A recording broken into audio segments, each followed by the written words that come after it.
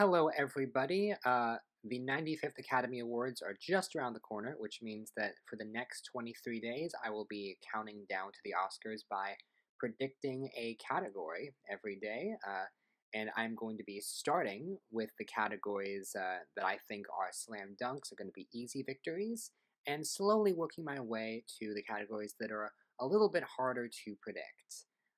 Now, at the time I'm recording this video, SAG and BAFTA have not happened yet, but I'm just going to have to go off of the categories that I think should be locked. And so the first one I'm going to start with today, this is the category that I think is probably the biggest lock of the night, although there are some others that are also big locks. I'm going to start with the category of Best Supporting Actor. Fifth most likely to win is Judd Hirsch for The Fabelmans. So this is Judd Hirsch's second nomination. He was previously nominated for Ordinary People in 1980, he now has the record of the longest gap in between two acting nominations. So congratulations, Judd Hirsch. He is the only nominee in this category who was previously nominated. Everyone else is a first-timer, which you'd think would help him. However, I don't think Judd Hirsch has any realistic chance of winning because he is in about 8 minutes of The Fabelmans, and to be fair, he does a very good job. He comes in, leaves an impression, and then walks out, and kind of like Beatrice Straight in Network, he really does leave a strong impression. However, it's not quite that level. This isn't like a Judi Dench and Shakespeare in Love type thing where you have to give him the Oscar. He stands out, but I would argue that David Lynch at the very end of the movie maybe leaves more of an impression in his one scene than Judd Hirsch does. Also, for the record, poor Paul Dano. What does this man have to do to get an Academy Award nomination? Now, Judd Hirsch is certainly very good in the film, and the film overall is well liked, but considering that the nomination was quite a surprise and he has so limited screen time, I don't think he has any realistic shot of winning this category compared to the other nominees that get much more to do in their movies. Fourth most likely to win is Brian Tyree Henry in Causeway. So, like Hirsch, this nomination was a bit of a surprise, but it was a very welcome surprise. I did not really care for this movie personally. I thought it had some issues with the script, but I do think Henry is the best thing about it. He gives a wonderful, understated performance, and he's an actor who's kind of new on the scene. He really blew up in that movie If Beale Street Could Talk, and he's been sort of giving these small performances over the course of the past couple of years, and I'm glad that he has an Oscar nomination, even though I'm not a huge fan of the film. I do think he is very, very good in it, and if you see the film, you might be in the mood to vote for him because he is the one thing about that movie that really leaves an impression, with all due respect to Jennifer Lawrence, who's also quite good. However, not only is he the sole nomination of his film, but the film is he's the only one here who's not in a Best Picture nominee, which I think is really going to hurt him. All Oscar voters are going to be watching the other performances because the films are well loved. And this one, if people bother to watch the film, then there's going to be a lot of respect for this performance, and I could see people voting for him, but I don't think enough people will be voting for him. As good as he is, it's not the most showcasey role. It's a very good role, but I don't think it's going to be enough to overcome the competition in this category. Third most likely to win is Barry Keoghan in The Banshees of Inisherin. So Barry Keoghan, this is a great, great nomination for him. He, technically speaking, of the 4 nominated actors in Banshees, he has the least to do. At least he has the least amount of screen time. But it's not as small as someone like Judd Hirsch, and he does go through a little arc with his character that is really impactful, especially on a second viewing, knowing what happens to his character at the end.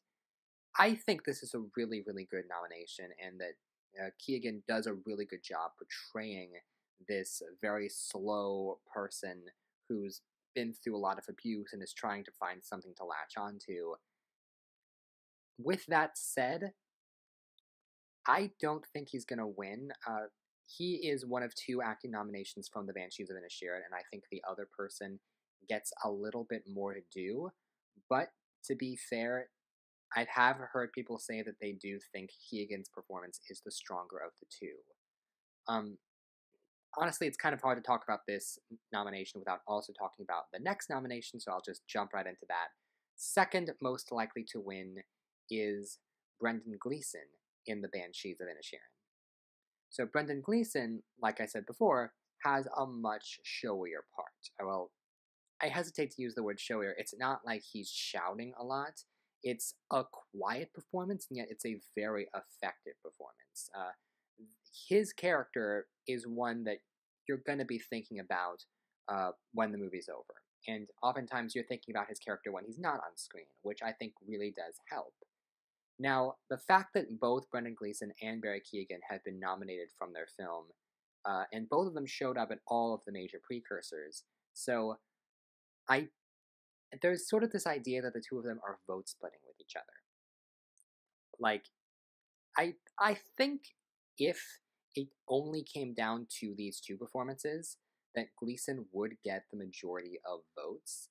However, Keoghan also has a lot of support. He really does leave an impression with the screen time he has, so I don't know if either one of these performances on their own would be enough to overcome number one most likely to win, Huy Quan in Everything, Everywhere, All at Once. So as I alluded to at the beginning of this video, this, I believe, is going to be the biggest slam dunk victory of the whole night. Because this performance, first of all, without even getting into the performance, the narrative is perhaps one of the strongest narratives I've ever seen for an Oscar win. Ke Huy Quan is someone that a lot of people recognize because he was a well-known child actor from Temple of Doom and The Goonies, and then tried for a long time to get work, couldn't get work, people were not willing to take a chance on him, and he sort of just gave up and started working behind the scenes, and decades pass, and then he decides he wants to try and get back into acting, and somehow the Daniels reach out to him with this script, this insane script where he's essentially playing three different characters, and he pulls it off so amazingly. Like, he has to play the normal Waymond, the Alpha Waymond, and the Tony Leung Waymond, and you watch the movie and it feels like it's three different actors. He just does it all so well, and what's sad is that you feel like we were robbed of so many great performances because Hollywood failed him, but this feels like a return. This feels like it's so cathartic to see what he is capable of in a film that is clearly loved by the Academy. 11 nominations.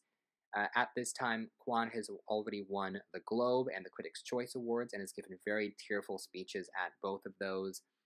SAG and BAFTA have not happened yet, but I should imagine that they should go for him.